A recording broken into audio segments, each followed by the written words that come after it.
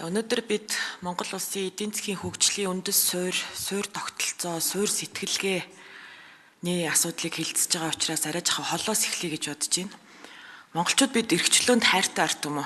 Тийм ч учраас одоогоос 36 жилийн өмнө ардчилсан хувьсгалын үзэл санааг Монголын ард түмэн талархан дэмжиж хүлээж авсан.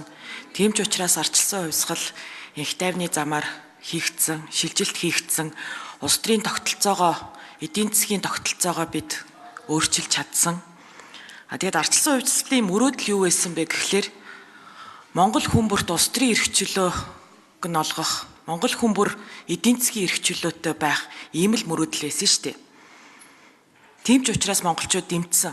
Тэгээд хүмүүр дор бүрнээ шударгаар хөдөлмөрлж чадвал сайн сайхан амьдралд хүрнэ гэсэн тийм итгэл үнэмшил, тийм мөрөөдлөөр бид нар одоо энэ ардчилсан хувьсгалын замналаар эхэлсэн тэр одоо энэ сүүлийн эдэн жилийг бол өнгөрөөж байна. Харамсалтай нь бид энэ бүхнээсээ сүүлийн эдэн жилд бол маш их ухарчаад байна. Уг нь бол Монгол улс Швейцар шиг хөгжин Азийн бар улс болно гэсэн тийм мөрөөдөл байсан нь талаар болчиход байна шүү дээ. Тэгээ өнөөдрийн бидний ярьж байгаа зүйл бол ерөөсөө л энэ авилгал хээл хахуул, хулгай зилгий бид ирээдүйдээ сайхан гой сайхан амьдран дор бүрнээ шин санал санаачлаг гаргаад гой бизнес эрхлээд дэлхийдээ өрсөлдөн энтер гэж огт яриха байцсан. Тэгэд бид бол ийм улс төрийн эрх чөлөөгүй тэгээд дээр нь эдийн засгийн эрх чөлөөгүй ийм л ард түмэн болчиход байна шүү дээ. Тэгээ өнөөдөр улсын хурал дээр бид нар ийм сайхан хууль оруулаад ирлээ. Түр бол ерөөсөө хувийн хвшилтэд өрсөлдөхгүй гэдэг зарчмыг бид нар хуульчлах гэж байна гэж ярих нь бол одоо бас нэг бодлын айгу харамсалтай санагтаад байна. Гэхдээ тэгж ярихаас өөр аргагүй байдалд орчлоо. Яагаад вэ гэхээр зах зээл гэж ерөөсөө бас байхаа байчлаа. Монгол Ардын намын зарим дарга нар чөлөөт зах зээл байхгүй гэж зарлаад байсан. Тэр нь бол одоо үнэн болчлоо шүү дээ. Монголын эдийн засаг дотоодын нийт бүтээгдэхүүний 40% нь төсөв. Дахиад 20 гаруй хувь нь төрийн өмчт компани л болсон. Өөр улс төрөөс өөр газар ерөөсөө өрсөлдөөн байхгүй. Хэн илүү том дарга болох вэ гэдэг өрсөлдөөн л явдаг боллоо. Тэгээ ийм нөхцөлд бид нар энэ хуулийг авч хилцэж байна. Тэгээд одоо аргаа бараад ийм хуулийн төсөл бас ардчилсан намын зүгээс ч гэсэндээ одоо эдийн засгийн эрхчлөөний тухай хууль гээд одоо илэрхий ардчилсан үндсэн хуулийн тодорхой заасан зүйлүүдэд бид нар хуульчлахаас өөр аргагүй байдалд хүрчээд байна шүү дээ. Тэгээд ийм тодорхой хоёр асуулт байна. Засгийн газраас оруулж ирж байгаа бизнесийн эрхчлөөний тухай хуулийг дагалдуулаад хоёр том хуулийн төсөл орж ирж байна гэж ойлгож байгаа. Зөвшөөрлийн тухай хууль, мөн одоо хөрөнгө оруулалтын тухай хууль.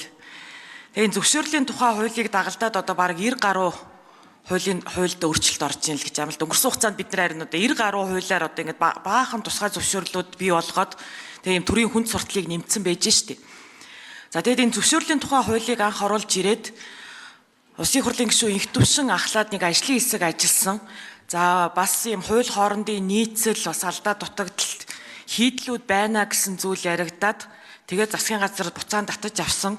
Ажлын хэсгээс гарсан дүгнэлтүүдтэй холбоотойгоор хэр өөрчлөлт шинжилт хийгдсэн бэ? Засгийн газар буцааж одоо сая дагалдуулж оруулж ирэхдээ энэ асуудал дээр ямар арга хэмжээ авсан бэ гэсэн тодорхой асуулт байна.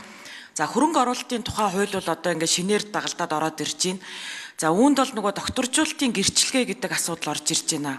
Ууг нь бол бид энэ бизнесийн эрхчлөөний тухай хууль, эдийн засгийн эрхчлөөний тухай хууль гэж батлах гээд байгаа нь цаашид түр ерөөсөө энэ эдийн засгт оролцохгүй. Тэгэхээр энэ докторжуулалт шаардлагагүй байх нөхцөлийг бүрдүүлэх гээд. Инх хоёрсод хариулъя. Докторжуулалт шаардлагатай. Докторжуулалтын гэрээ нь хөрөнгө оруулагчийн эрх ашгийг хөрөнгийг хамгаалж байгаа л зүйл шүү дээ. Төрийн эрх ашиг биш байхгүй. Хөрөнгө оруулагч өөрөө хүсдэг. Яг энэ өнөөдрийн байгаа танаа хууль эрхсэн орчинд би хөрөнгө оруулах гэж байна. Миний хөрөнгө хамгаалалттай юу, хууль өөрчлөгдөхгүй юу гэж. Энэ хүн чинь тэр хуулийн орчингоо дүгнээд, эрсдлээ дүгнээд хөрөнгө оруулж шүү дээ. Тэгэхээр яг тэр орчингийг баталгаажуулна. Хууль сайжруул, сайжралт нь аваад явна. Хууль муудвал тэр хүнийг хамгаална. Тэгэхээр энэ байхын зүг баха жаргалан гişүү. Хоёрдугаарт нэг сүүлийн нэг ардын намын 10 жил их болохоо байсан муудсан шиг мэгэл ингээд нэг хаанаас тийм ойлголт аваад яриад байгаа нэг яриа л байдаг болчиход байгаа. Би нэг ерөн сүүлийн 10 жил юу болсон юм бэ? 10 жилийн хугацаанд Монгол улсын эдийн засаг 4 дахин өслөө. Нэг хүн ногдох дотоодны бүтээгдэхүүн 2 дахин өслөө.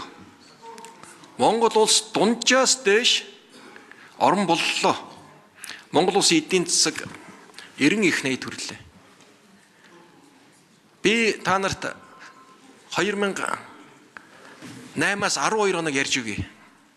Монгол улсын эдийн засгийн өсөлт 17% хүрч дэлхийд тэргүүлж эхэлсэн. Монгол улс дараагийн Катар, Кувейт болно. Жилдээ 5 тэрбум доллар ирдэг. Манай буян тухайд дэлхийн бүх топ хөрөнгө оруулалтын сангуудын удирдлагууд ирдэг, уулздаг. Монгол улсад хөрөнгө оруулалт буцалж ирсэн. Эдийн засаг дараа нь 12 онд улс төр ярил. Ардчилсан нам засгийн гарсан, эдийн засгийн өсөлт 17 дахин унсан, валютын нөөц тэг болсон, олон улсын валютын сангийн хөтөлбөрт хамрагдсан, санхүүгүүд дампуурсан гэсэн үг шүү дээ. Ингээд 16-нд ардын нам хүлээж аваад 4 дахин өсгөөд нэг гуногт хорлох 2 дахин өсгөөд эдийн засгаа тасралтгүй хэдийгээр ковидын хүнд үеийн хямралыг үүссэн ч гэсэн ингээд тогтворжуулаад гарч байна. Юм босгох гэсэн унгаа хамархан байдгийн л жишээ. Яагаад гэвэл тэр үеийн гэрч болоод энд сууж исэн улсууд одоо 3-4 хүн үлдсэн байна. Тэнд үүссэн эрх зүй хөрөнгө оруулалтын муудсан орчинтой холбоотойгоор бид өнөөдөр энэ алдааг засах гал явж байна шүү дээ. Ингээд улс төр ярил зөндөө юм ярина шүү. Хатуу ярьж чадна. Би та залуучууд уриалаад гарснаа залуучууд. Шин санаа гаргаад энэ орчингоо хамтраа сайжруулаач. Энэ та нарын ирээдүй шүү дээ. Засаг оруулаад ирлээ. Өөр юу хэрэгтэй? Нэг л ерөнхийлсөн улс төрийн өнгө ийсэн зохихгүй байна шүү дээ. Гой ижээ санаа гарга. Энийг ингээд өөрчлөе, ингээд хамтраад ажиллая гэж ярилцаач дээ.